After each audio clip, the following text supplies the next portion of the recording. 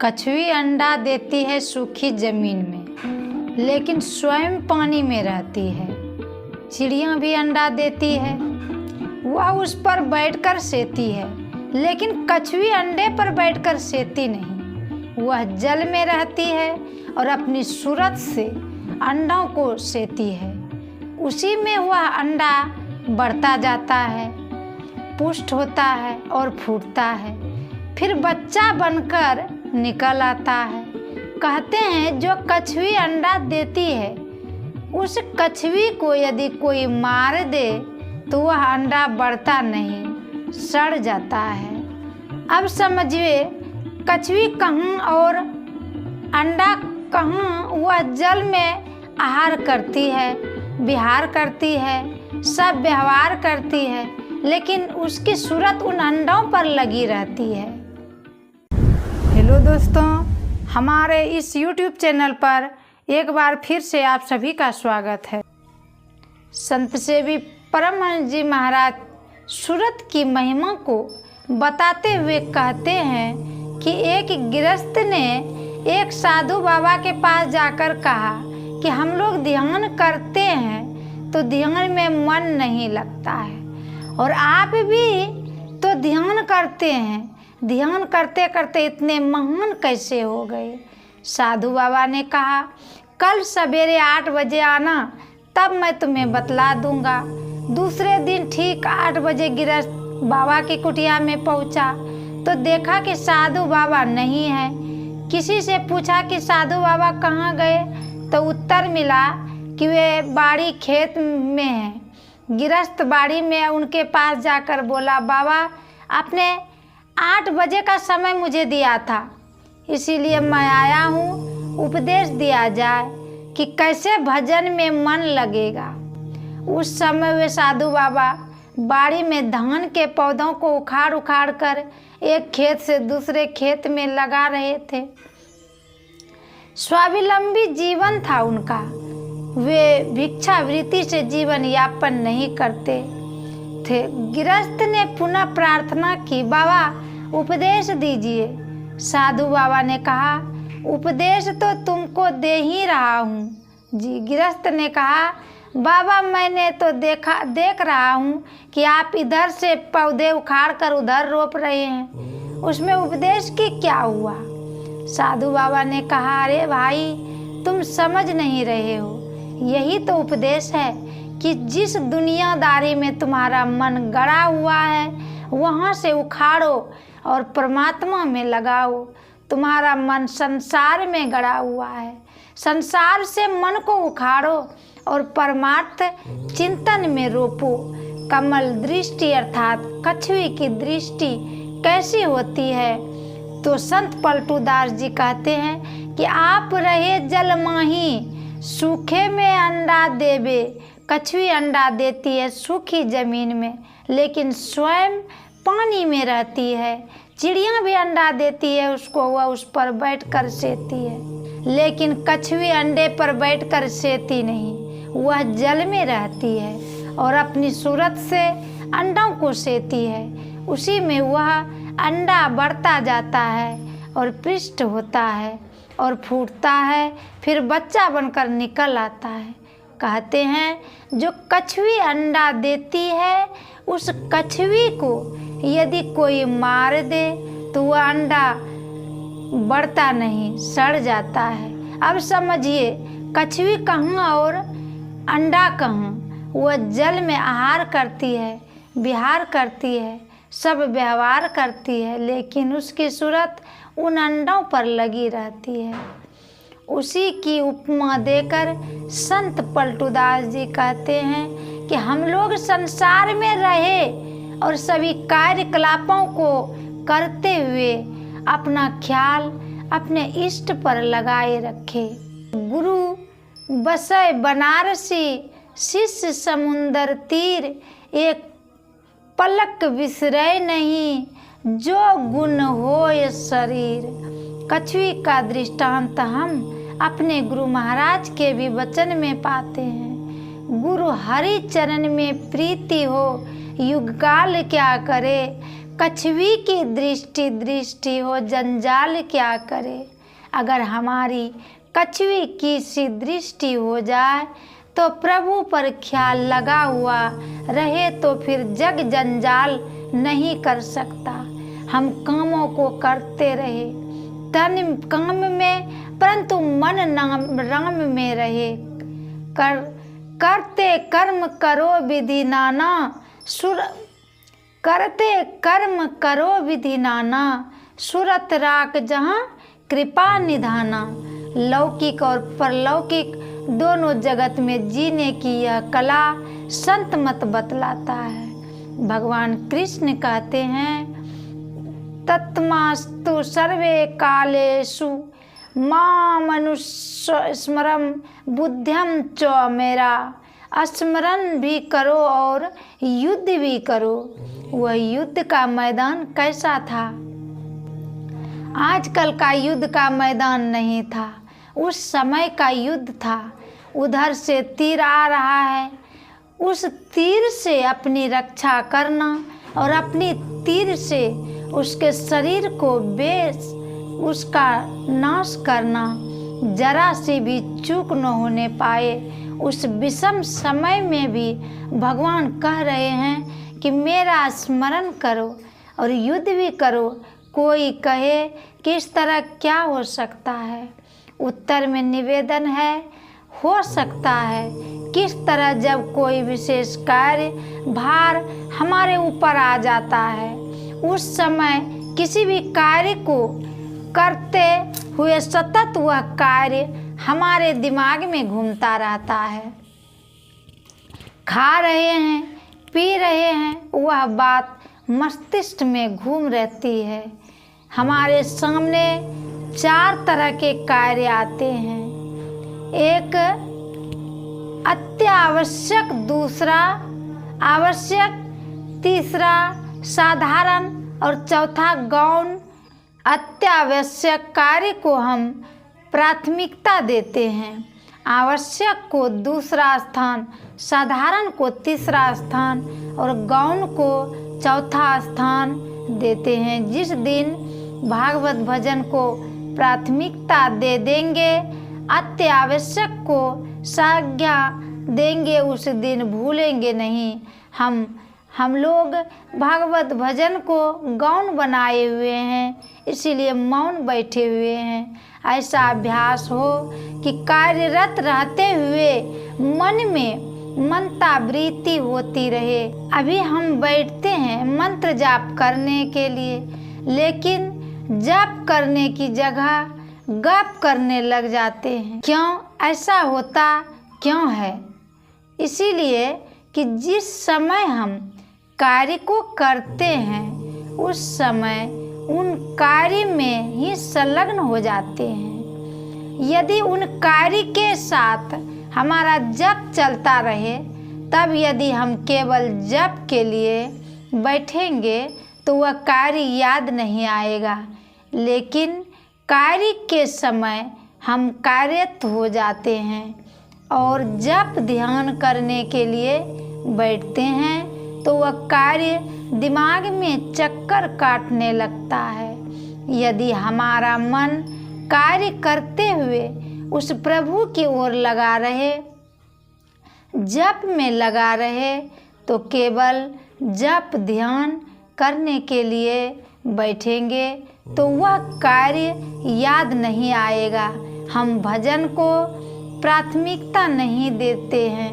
यही संत पलटू साहब कहते हैं, कमठ दृष्टि जो लावहि सो ध्यानी परमान, सो ध्यानी परमान सुरत से अंडा सेवे, आप रहे जल माही सूखे में अंडा देवे।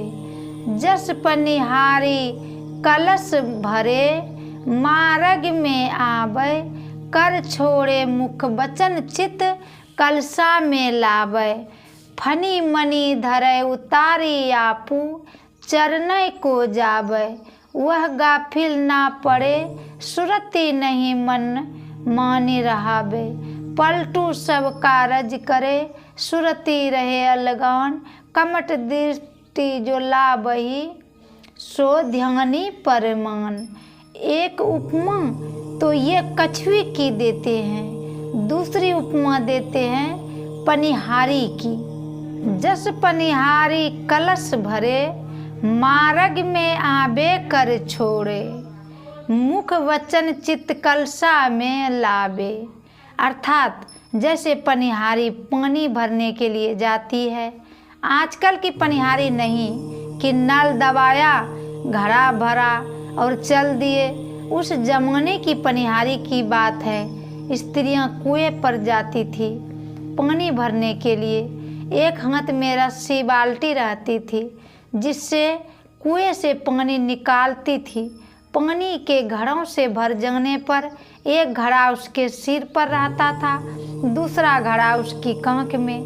कांख के घड़े को तो वह बाएं हाथ से पकड़े रहती और जिस बाल्टी से वह पानी निकालती है वह बाल्टी रस्सी उसके दाएं हाथ में है।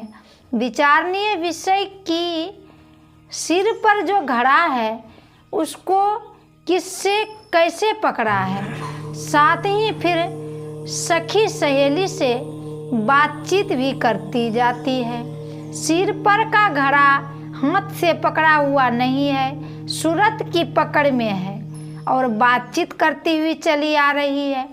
तीसरी उपमा देते हैं, फनी मनी धरे उतारे आपू, चरने को जाबे वह गाफिल, ना पड़े सुरती मनी माही रहावे। जिस सर्फ में मनी होती है वह घनघोर जंगल में रहता है। जब बहुत ही रात बीत जाती है तब वह अपने बिल से निकलता है, मनी को मुंह से उगल देता है। उस मनी से जो प्रकाश निसत होता है उसमें कीड़े मकोड़े आते हैं।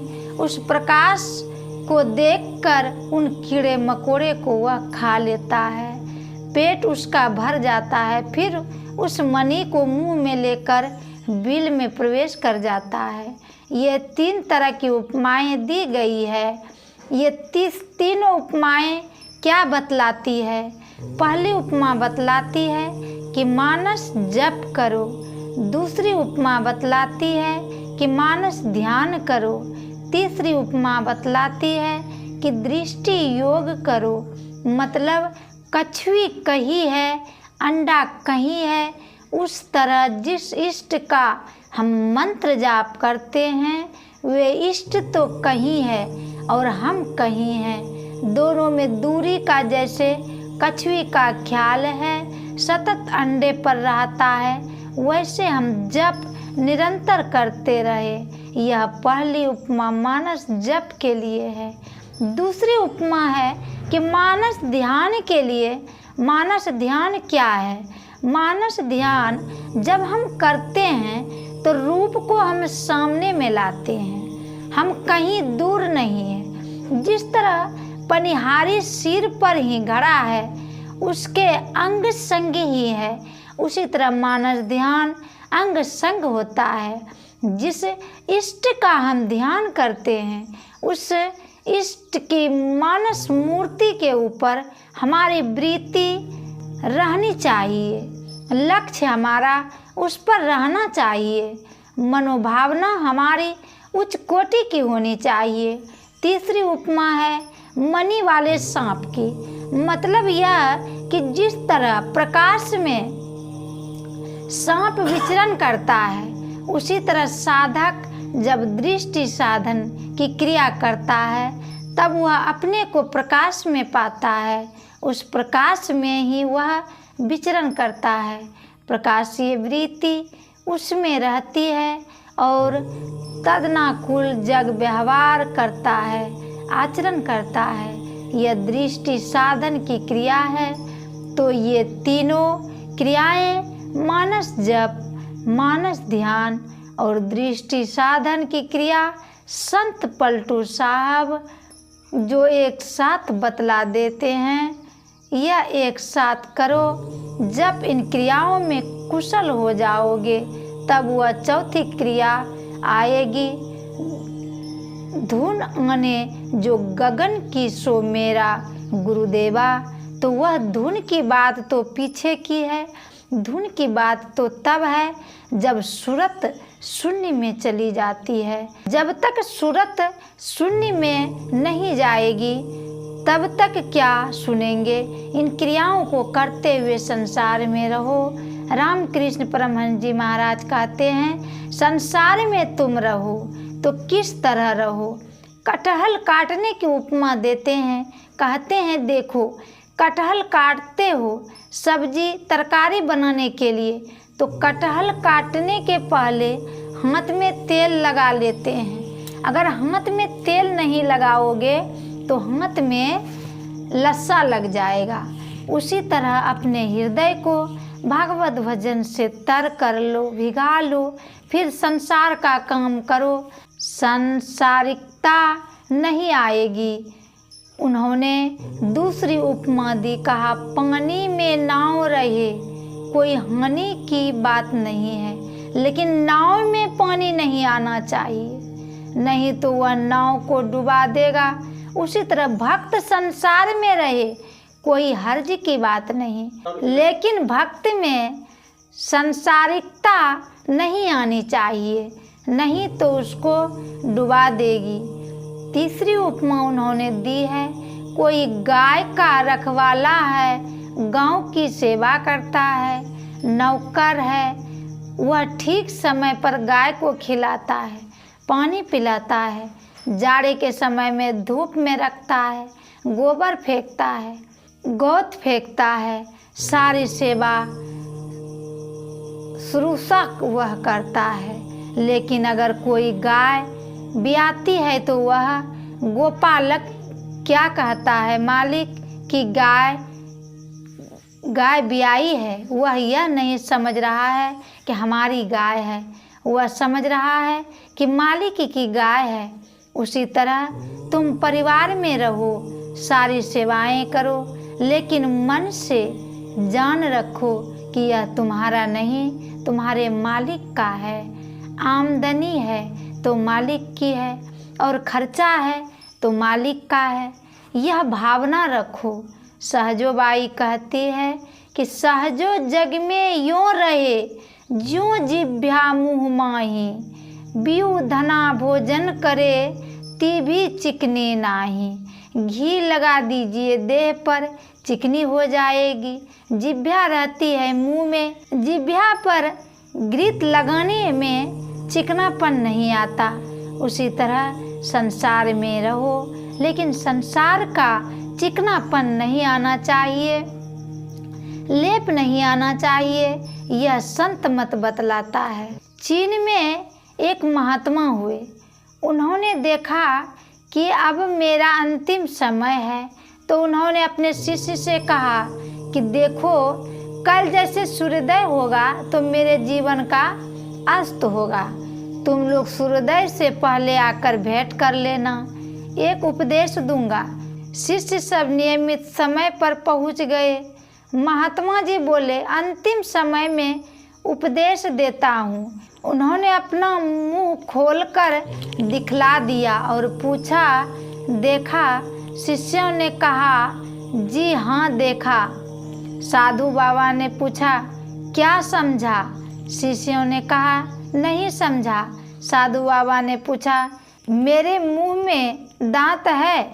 शिष्यों ने कहा, जी नहीं, आपके मुंह में एक भी दांत नहीं है। साधु बाबा ने कहा, यही उपदेश दिया, समझा? शिष्यों ने कहा, नहीं समझा।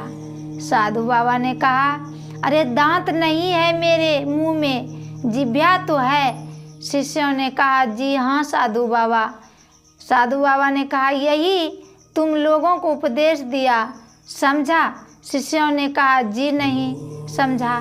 साधु बाबा ने पूछा, पहले जिभ्या आई थी या पहले दांत आया था? शिष्यों ने कहा, जिभ्या तो जन्म से ही साथ रहती है और दांत तो बीच में आया और बीच में ही चला गया। साधु बाबा ने कहा, यही उपदेश दिया, समझा? शिष्यों ने कहा, हम लोग नहीं समझे। साधु बाबा ने कहा, अरे देखो, दांत होता है कड़ा और जिह्वा होती है मुलायम। जो कड़ा सो झाड़ा और जो मुलायम रहती है उसी की स्थिति रहती है। इसीलिए दुनिया में जीना चाहो तो मुलायम बनकर रहो। बोलिए श्री सद्गुरु महाराज की जय।